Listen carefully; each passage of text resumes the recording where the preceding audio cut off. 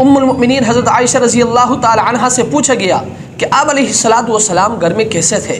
तो उम्मुल मोमिनीन हज़रत आयशा रज़ी अल्लाह ताला अन्हा फरमाने लगी कि आप सल्लल्लाहु अलैहि वसल्लम घर में नरम और मेहरबान थे, और आप अलैहिस्सलातु वस्सलाम अपने घर वालों के साथ, खुसूसन घर वाली के साथ नरमी का मामला फरमाते थे। इसलिए मेरे भाई, मैं आपसे भी गुजारिश करूंगा कि आपने अपने घर वाली के साथ नरमी का मामला करना है, उनके साथ मोहब्बत के साथ पेश आना है।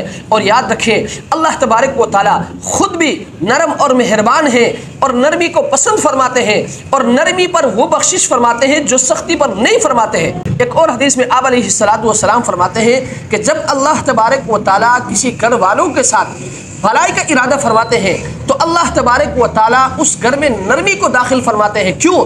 इसलिए कि नरमी से घर बनता है और सख्ती से घर उछड़ता है। इसलिए अगर आप चाहते हैं कि आपका भी घर बन जाए और आपके बच्चों की ज़िंदगियों में खुशियां ही खुशियां हो, तो आपको भी चाहिए कि आप भी अपने घर वाली के साथ आपने नरमी का मामला करना है, आपने सख्ती नहीं करना है।